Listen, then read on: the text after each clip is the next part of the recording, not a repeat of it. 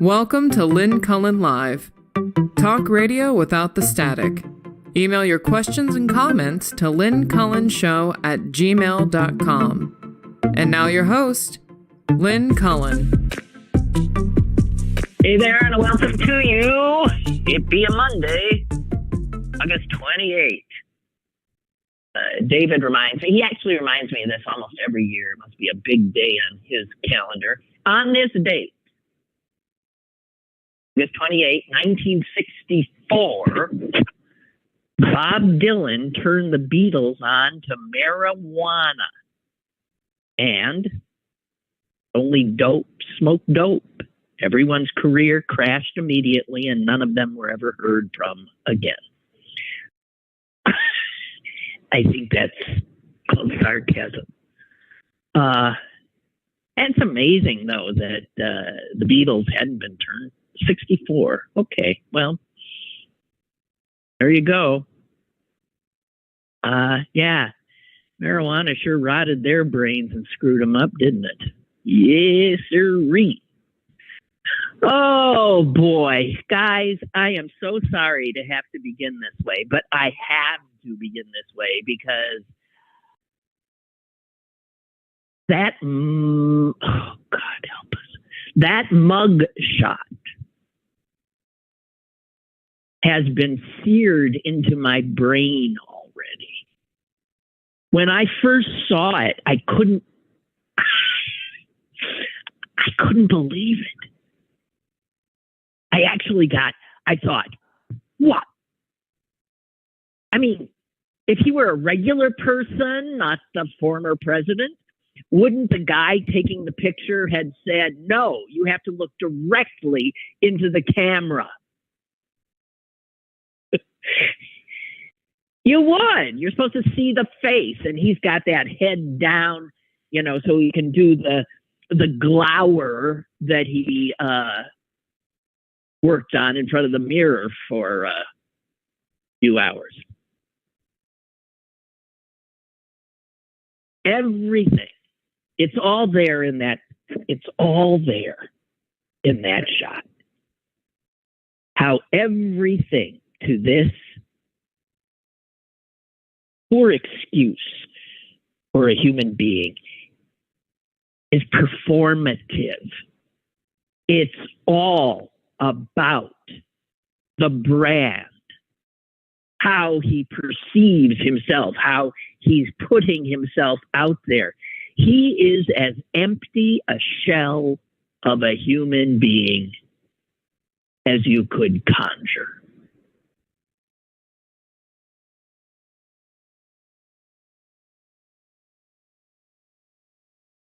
All that said, I thought it was a pretty good picture of him.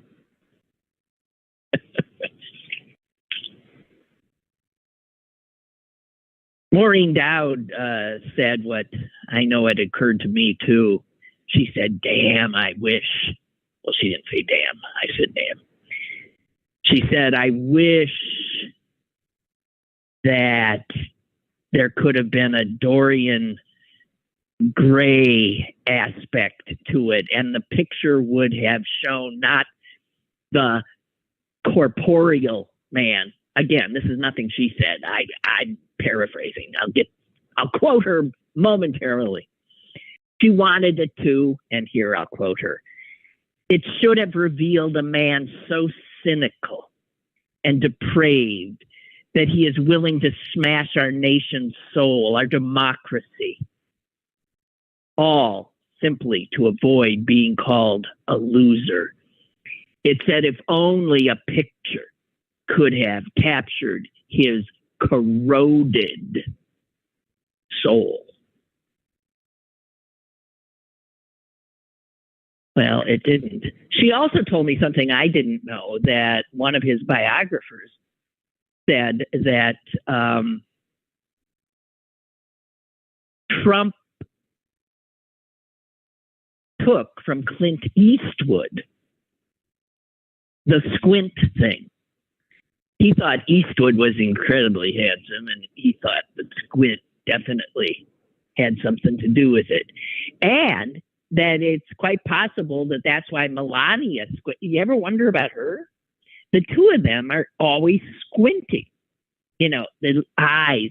I think if you're soulless, you don't want people to see into your eyes. So you keep them mostly sort of kind of shut because people see you if they look into your eyes and there'd be nothing there. It's this vast, appalling, corroded emptiness. Man. So other things I want to say. I mean, what's so funny is so he of course, it's performative. He does the menacing glower. And then he tweets it out. And in caps says, never surrender. Great performance. But I hate to tell him that the mugshot is proof that he did surrender.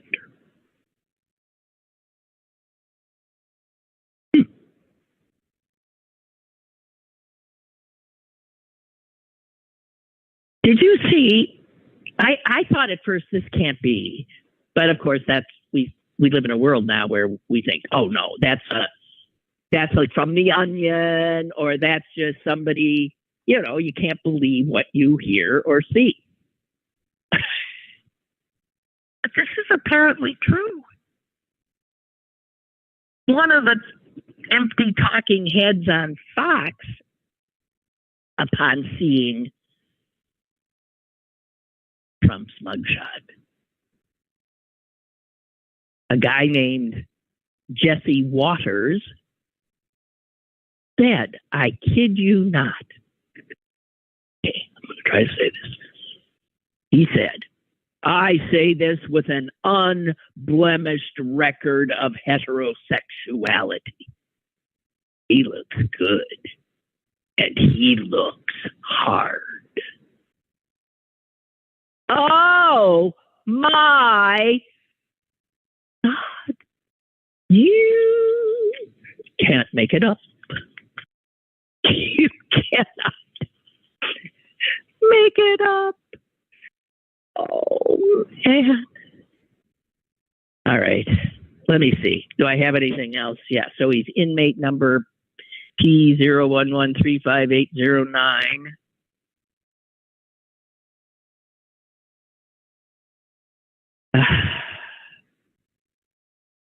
And a lot of people have pointed out that mugshots are, you know, humiliating. No one wants to be in that position because you've surrendered. The mugshot says you've surrendered to the authorities who have charged you with a crime. And of course he would. I mean, what's he going to do? This is the hand he's playing right now. So he'd have to do what he did with it. And I have to say, I don't like to give credit to him for much, but the mugshot is masterful in that, in turning it to his advantage. To not look humiliated, but instead to look scary.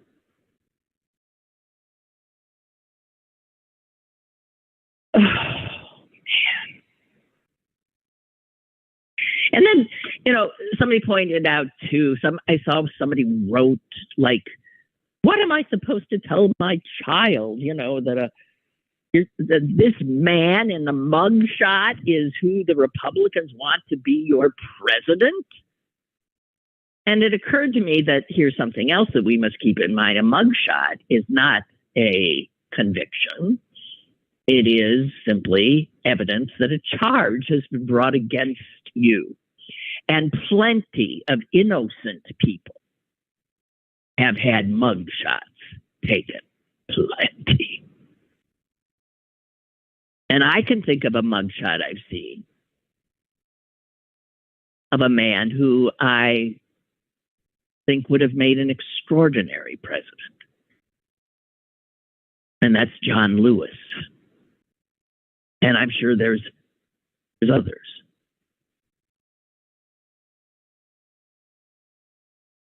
And the other thing I have to, I probably have more than one thing to say as it's coming back to me, is I was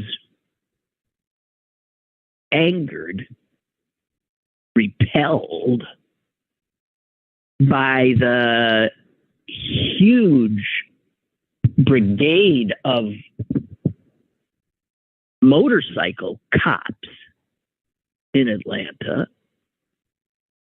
The Atlanta PD sure gave this perp one hell of a ride to his booking. It was like a parade. That wasn't for security. It's ridiculous. Every cop in Atlanta who had access to a motorcycle led his limo in.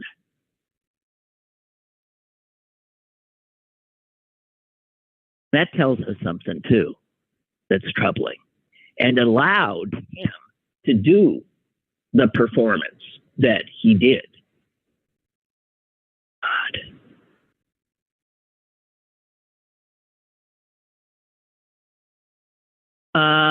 Russ writes, hope you're having a good Monday. So far, so good. Again, Trump has found a way to get all the media, including me, to do his campaign advertising free of charge. Bad enough they cover all his rallies, so he doesn't really have to do commercials. Makes me ill. Happy Mugshot Monday. Well, yeah. The problem here, though, Russ, is that a former president being arrested for the fourth time in the blink of an eye, and this time actually having a mugshot taken, is big news. And media, of course, have to cover it. And one of the reasons he does not want to surrender power is because his position gives him access to constant media. And he will have it now. And he cannot, I legitimately cannot be ignored. I will say this, I don't see the coverage of his rallies that I saw on the first time around. They covered every one before. They don't do that now. They don't. Even Fox doesn't do it now. But you're right. He doesn't have to pay a lot for advertising. It's not like we don't know him. He doesn't have to advertise at all. But what he does is reinforce branding and he has to tend to his brainwashed cult. He has to tend to them and feed them. And that mugshot, man, that was a 10-course meal.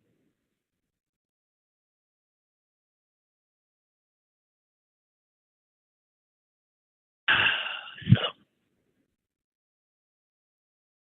I think.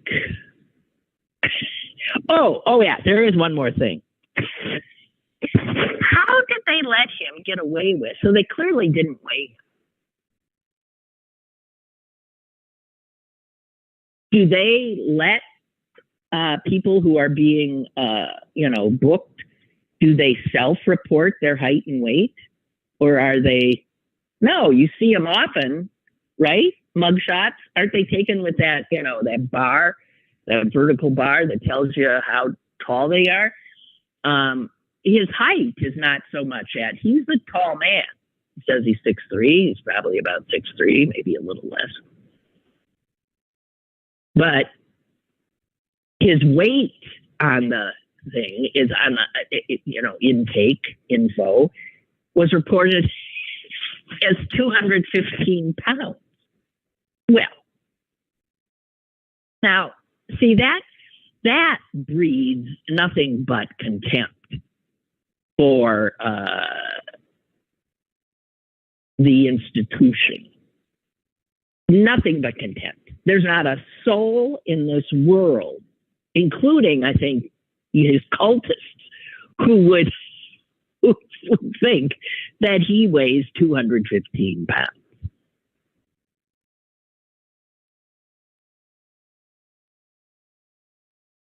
What a joke. And I'm curious about that is false information on a legal intake. I'm confused how that was allowed.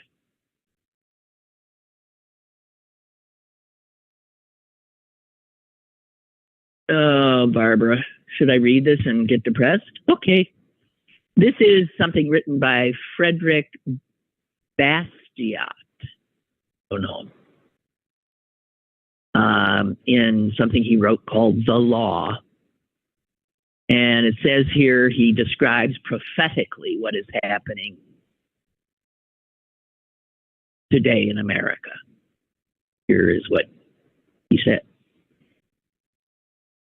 The law perverted, and the police powers of the state perverted along with it.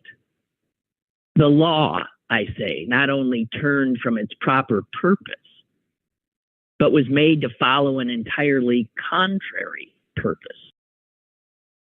The law becomes the weapon of every kind of greed.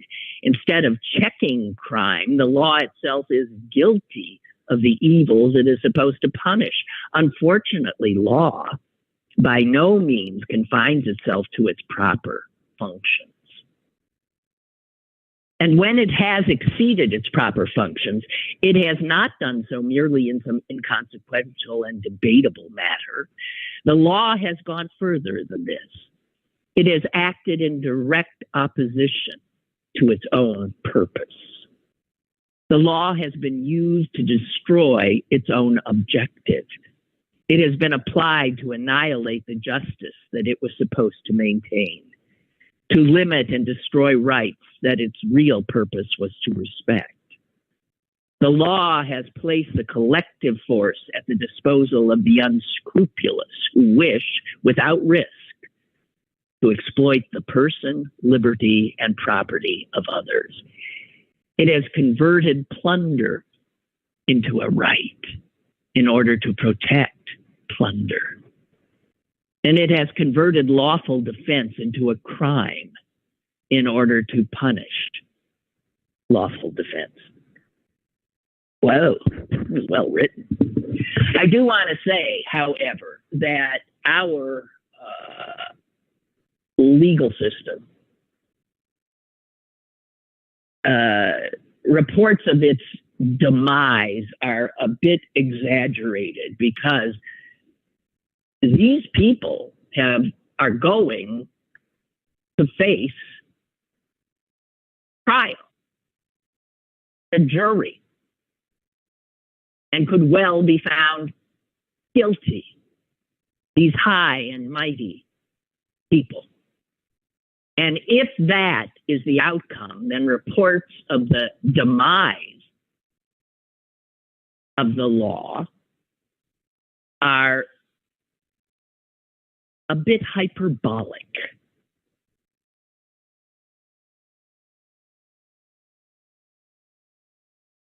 It's not either or. But a lot of that, as I read it, reminded me of what happened in Pittsburgh last week with that unbelievable show of police power a raid against one man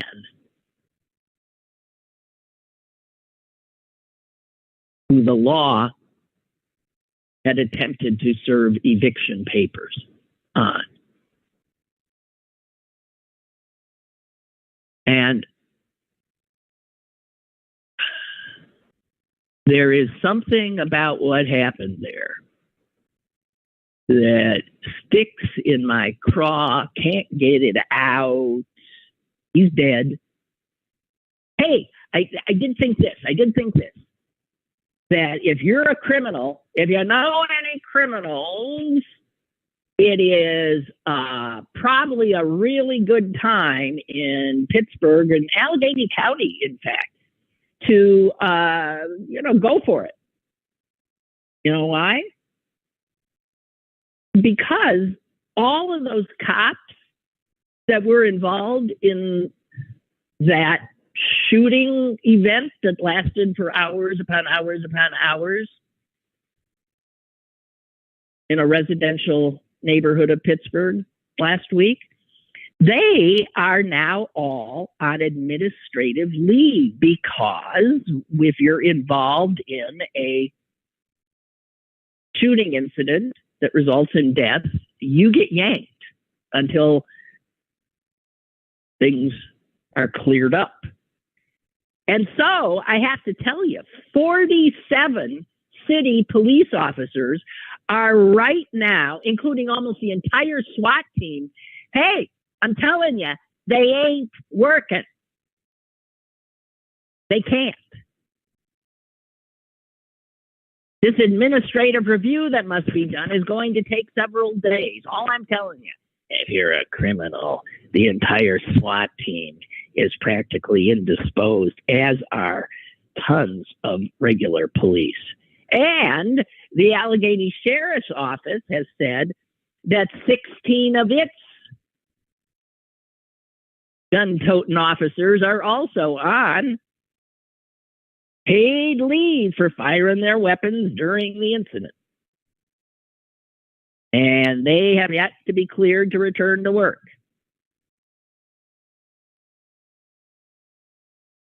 And then a county police spokesperson, that's different than the sheriff, said 12 of their officers are on administrative leave. I'm sorry, but when you advertise that kind of thing, some people might say,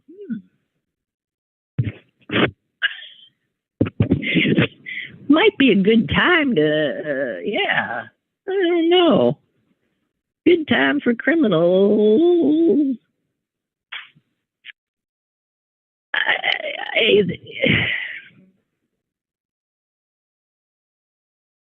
WESA, the public station, has a report on a study that shows that the real estate market in Pittsburgh is increasingly being shaped by corporate buyers.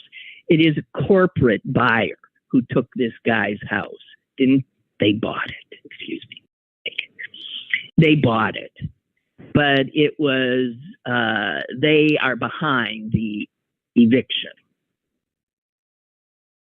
And the report shows that over the last decade,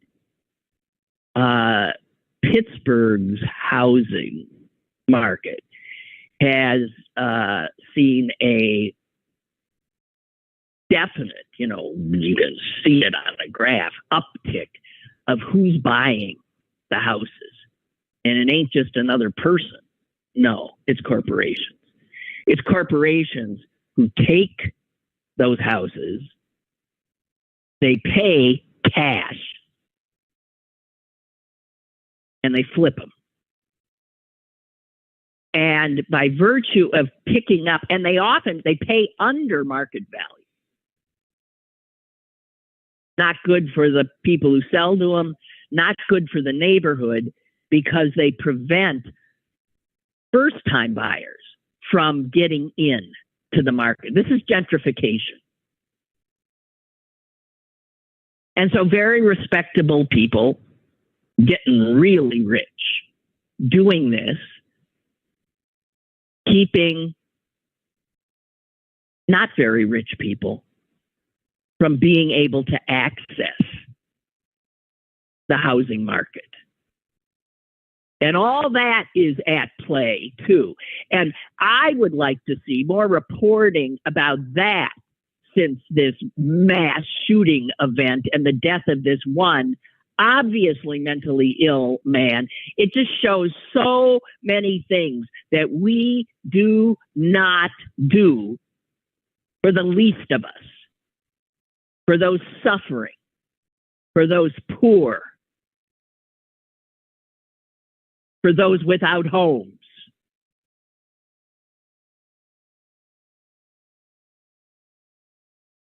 The city council representative for the district that that event happened in is Deb Gross.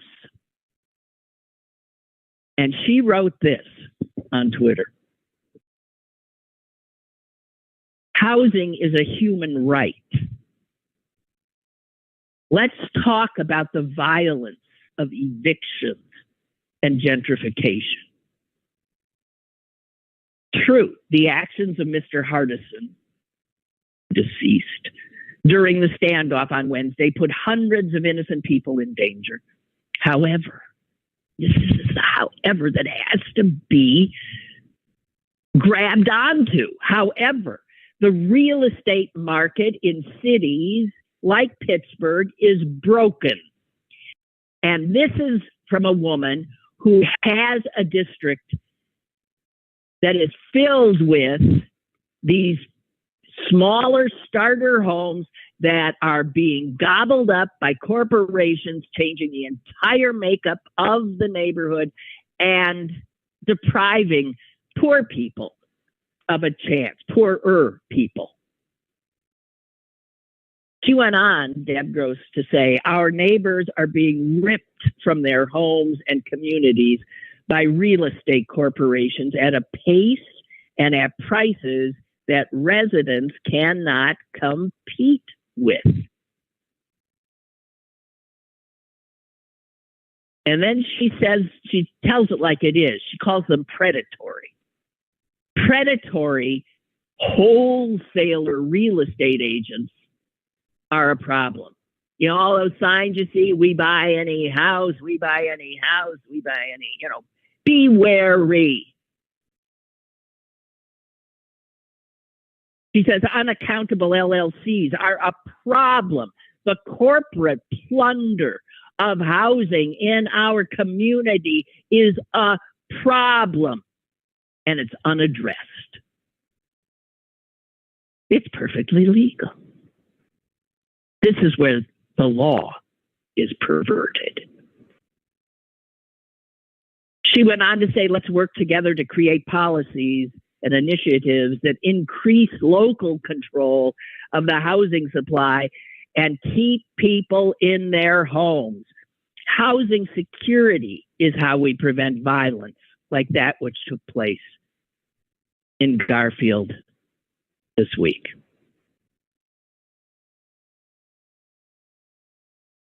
I also saw this cry of help. This is from somebody in Greenfield. I work with the homeless. I'm currently trying to help a man find housing. We have literally tried everywhere in the county. There's a 2-year waiting list for housing, and all resources are depleted because the need is so great. He's reaching his breaking point, this man, much like the man in Garfield reached his. I feel helpless. I don't condone shooting at anyone, but my God, what are we doing?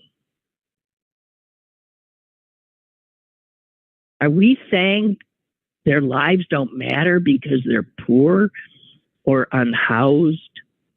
And that cry from her and Deb Gross's call are what we need to pay attention to. The violence of gentrification.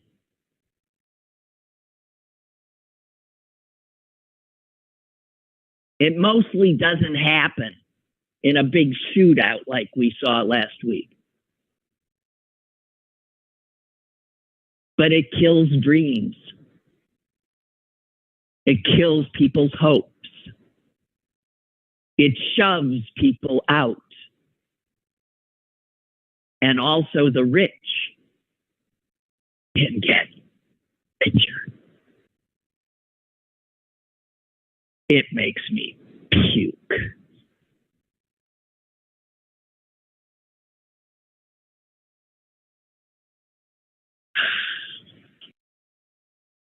Time for good news. The good news is about the National Aviary, which is, is on the north side. You remember a few years ago when that amazing looking bird, it was an eagle, broke loose? he broke out of the aviary. He was glorious. He broke out and was seen, sightings. People were going nuts seeing him. He hung around the north side. But here's a bird who, as far as I know, he's like 20 years old, had never known freedom. And he had never had to hunt. He'd been fed all his life. He'd never had to hunt. And there was all of this concern as, oh my God. Guess what? He did just fine. He got to be a real eagle. He was a kind of eagle that is, I guess, so many of them are in danger. He was something called a Steller's sea eagle. Beautiful bird. Glorious. And I can't remember how long he stayed on the lam, but he was, watched nonstop by the aviary folks who genuinely cared about him and were worried about him and all that, blah, blah, blah. And they eventually captured him, brought him back. I felt sorry for him. I mean, I don't pretend to know if he could have survived on his own. I think they're native to like northern climes. I have no idea. But here's the good news. Guess what? They've brought in the aviary, that is, someone to keep company.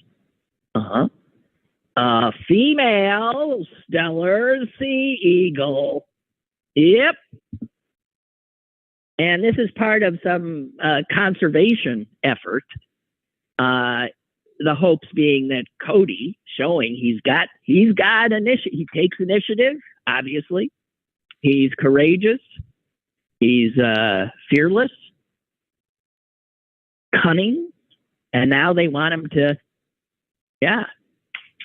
go at it with the female and make some more little wondrous Steller's sea eagles.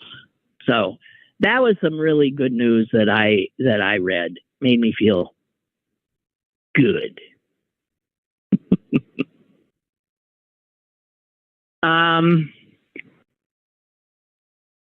So today, just one more thing about,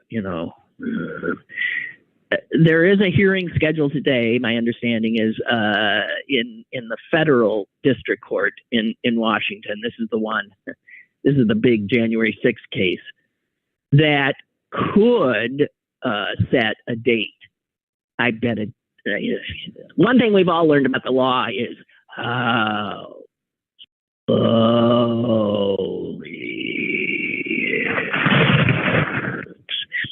but it could be, who knows? I think that's what the intent is. Set a date for the trial that the special prosecutor is bringing. Now, the government has asked for the trial to start January 2nd.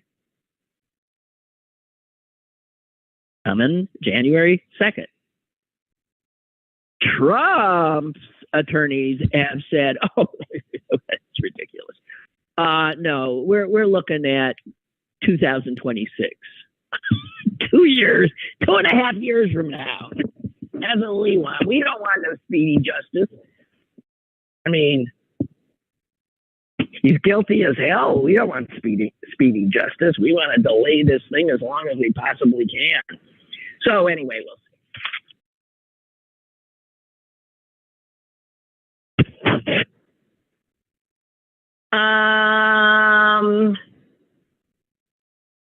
Forgive me for a moment. I have to share one of these things with you.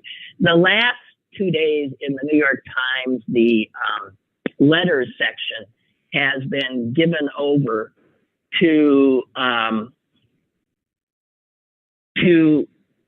song parodies written by readers because they were invited to do so. They were invited to do a variation on a song or a poem and reimagine it for our times.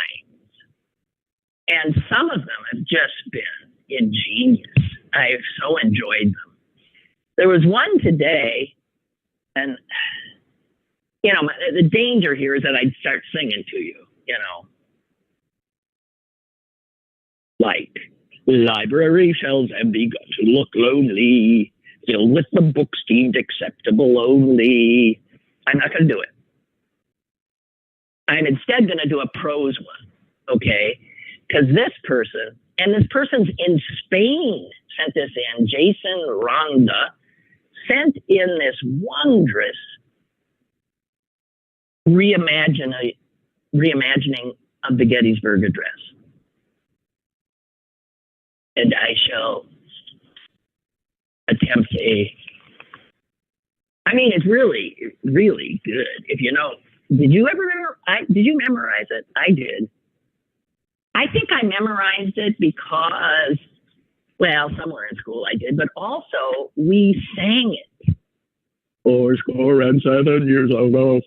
And that's a hell, you know, in a song, it's a great way to, you know, memorize.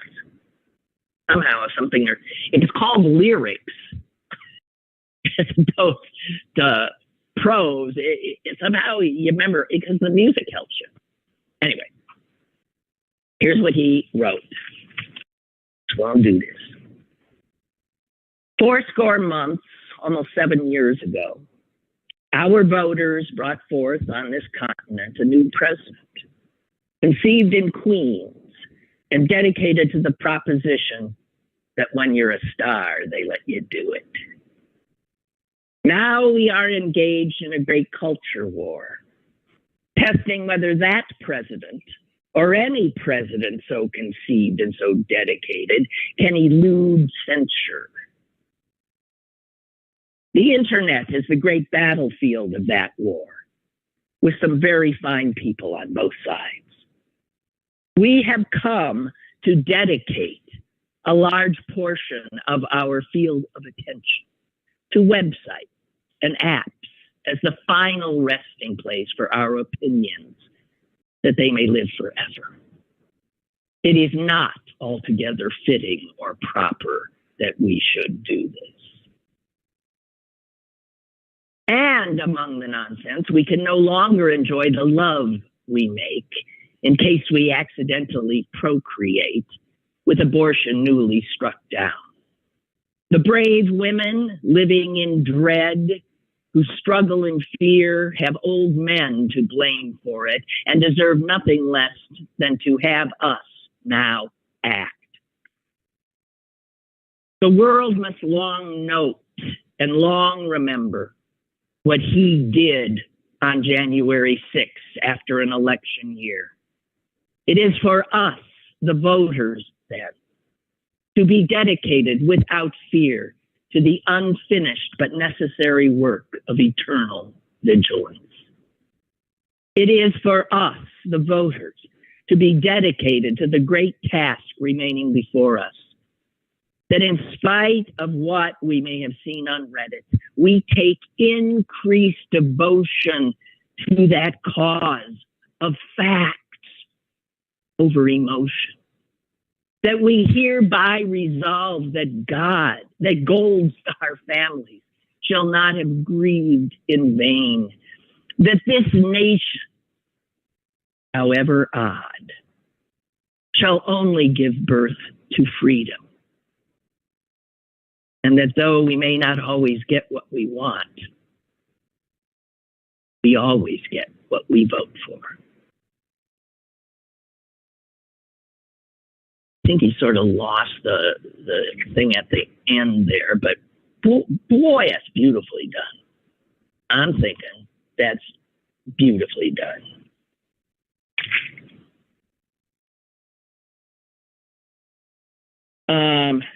Lots of people taking off on Clarence Thomas. Cash is pouring in all over. The court is a great big money tree. Lots of billionaires pursue me, and the gifts they offer to me are expensive and extensive as can be. Yachts take me to Bermuda. Okay, I'll stop. But anyway, it's worth looking. It's worth looking at. It really is. These are funny.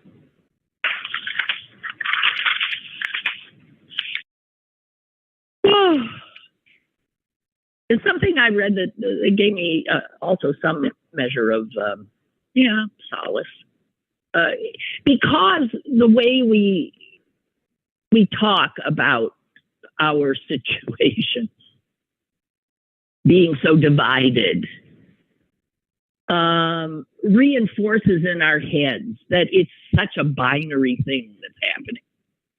There's us and there's them. And it's just not, that's not the reality. And a guy wrote something in the Times called "The Lines Between Red and Blue America Are Blurring." And the fact is that there is a great deal of truth in that. And we're always sort of not, I know I don't, and probably you don't, we forget, we say something like red states. And you're not thinking of all the people who vote blue who live there. The red states or the blue states are not monoliths. They're, geographical demarcations, political demarcations, that in which a myriad of people reside. And that's what people like Fetterman understood, which is why he went to every county in the state when he was running. Because he knew that in a statewide election, if you go to some almost, a county that Trump won 80% of, you go there and you talk to those people and you peel off a few and energize some that probably are so dispirited that they forget to vote, right? So you don't write off any of those places because in your head, they're enemy territory. And this guy points out he grew up in Kansas, started in Berkeley, and then his parents moved to middle of nowhere in Kansas on a farm, and he was half Jewish, and it was he was can't imagine a Jewish kid in the middle. So it was hard, but he ended up loving Kansas and understanding that these pictures we get in our head of places are cartoons. They're cartoonish, and we can't afford to, be thinking in cartoon terms. We need to be a lot smarter. So he points out that there are, in that red state of Kansas, there are 509,000 registered Democrats, over 500,000 registered Democrats in Kansas. And there are even more who refuse to affiliate with any. They registered to vote, but they don't affiliate with either party. 546 6,000 of those.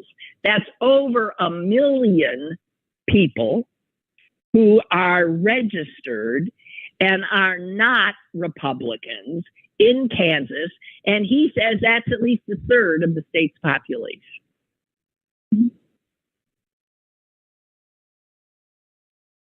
And he said, so you have to remember that there are people who share our point of view, who are living in reality instead of fantasy, who call these red states home. And they raise their families there. And their values, he says, are part of that state's future. And then he reminds us that Kansas was, you'll recall, the first state to resoundingly reject the Supreme Court's ruling in Roe. It was Kansas that the voters came out and rolled back an effort to limit abortion access in that state. It was a red state.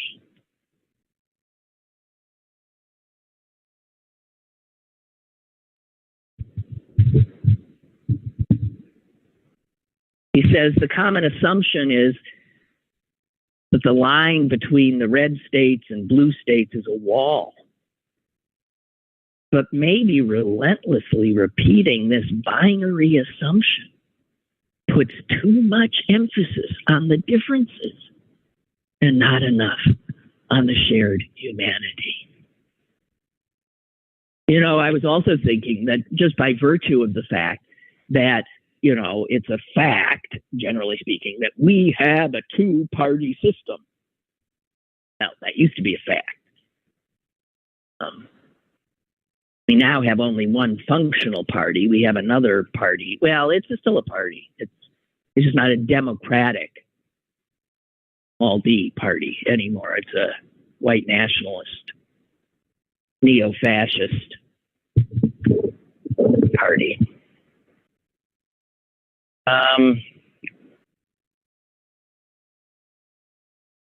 The very fact that there is that sense of two parties, it means that we've always been divided in that way, right?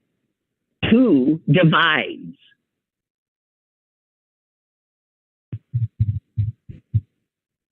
But I appreciate being reminded to not, you know, have these ideas in our head about us and them get so out of whack that we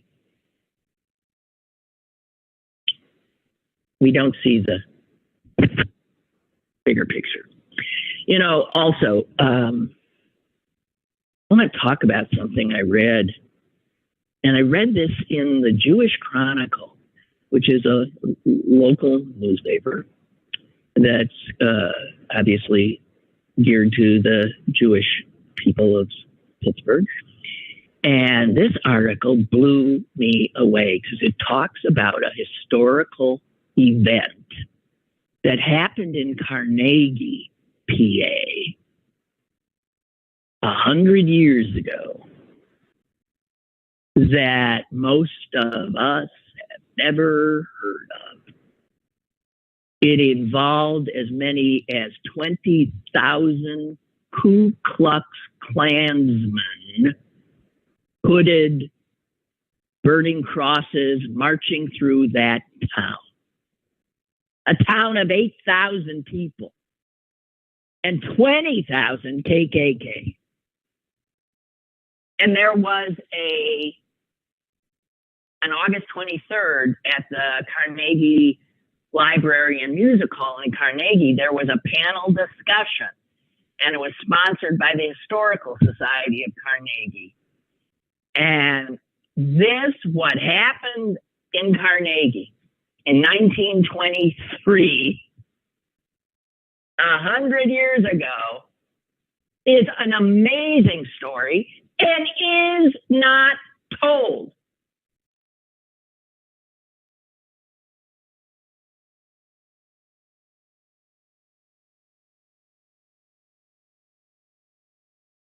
So Carnegie was then,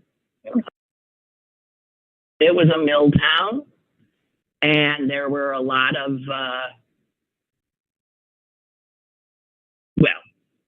what had been an ethnically homogeneous Protestant community, all of a sudden, because of all the mills and the labor and the jobs, there were, foreigners, Catholics, Jews, black people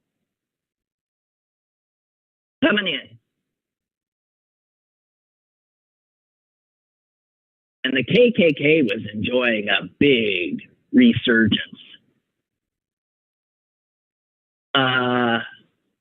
We think of the Klan as targeting blacks, but believe me, Catholics, Jews, anybody who somehow wasn't one of them, mostly white, Protestant, and middle class, were in their sights. Anyway, they say that 10 to 20,000 Klansmen marched through the town, burning 30-foot crosses. They marched for 45 minutes with 6 abreast with military precision. They're chanting, they're singing, they're beating drums. And the people who they're trying to intimidate,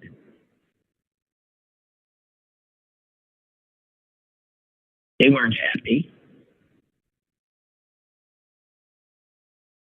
And so, as the KKK SOBs attempted to cross a bridge over Chartiers Creek, several hundred of the people they were trying to intimidate began throwing sticks and rocks and coal. That was their weapon. Sticks and rocks and coal at the KKK. And a riot broke out.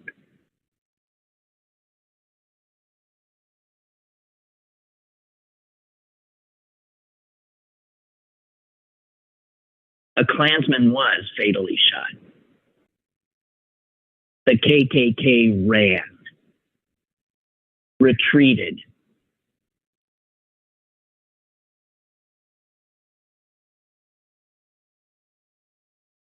And it said that Carnegie, was more diverse then than it is now.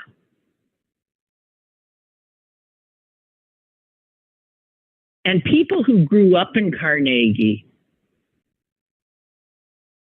never learned of this. This is one of those historical moments that gets lost. And you know why? Because a lot of the hooded figures were some of Carnegie's finest. They were Carnegie residents, white,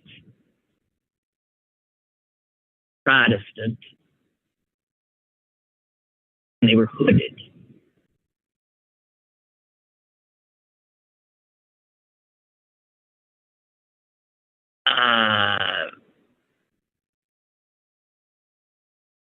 The citizens of Carnegie, and this is something that somebody from the Heinz History Center said at the panel, who 100 years ago stood up to the Klan in an act of resistance and drove them from the town, were average people, many of whom labored in the industrial complex that came to define our region. And their names may not be preserved in books, but their actions deserve to be remembered. Do you know who knew about this? Because he heard about this and was at the event. Our former mayor, Bill Pizzuto. He said he was there because his grandfather was one of the people who had fought the Klan. He said, Peduto is quoted as saying, "My grandfather was 30 years old in 1923 and had been in the United States for 2 years. He would tell me this story about how the KKK came to tell him to leave, and how the people of Carnegie told the KKK, 'No, you go home.' It was a very proud moment for him, and it's had a direct effect on my life."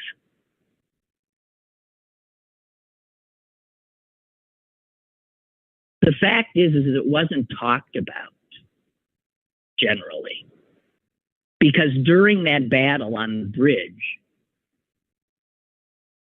some of those white hoods came off,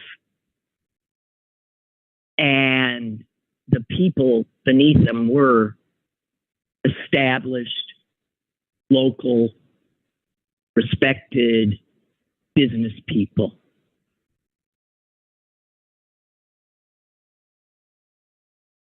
So it was said at this panel that there are many people that still live in Carnegie whose relatives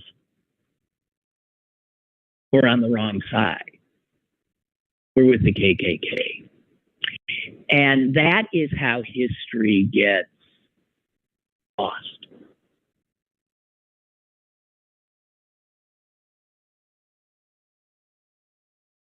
And I really think it's important we're at a point now where efforts to lose history are ramping up, right? To prevent it from being talked about. There are 102 white supremacist chapters now in the United States. That's according to the Southern Poverty Law Center. And these are the people now that are resulting to intimidation and threats.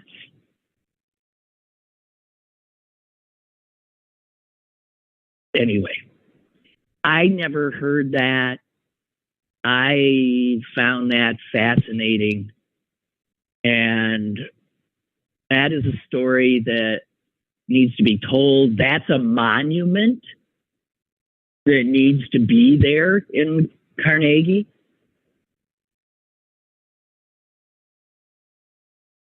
The good guys held that day. The bad guys ran. And those people that the KKK were trying to intimidate and force out, well, just in Bill Peduto's case, because his grandfather was 30 years old, had been in the country for just 2 years from Italy.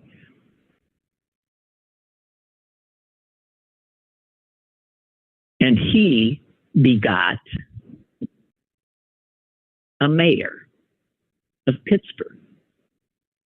That's what immigrants do. The KKK, they just destroy. Anyway, it's a fascinating article, and I'm really grateful to the Chronicle for writing it, specifically Adam Reinhers. Really well done. And anytime you learn something about the history of your own neck of the woods that you did not know, it's a good thing.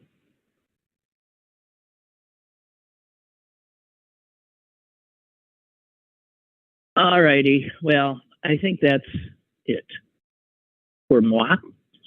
And thank you for being with me on this Monday. And as far as I know, I'm going to be back tomorrow. As far as I know, joined by my kid sister, Susan. And I'll look forward to it. You have a good one.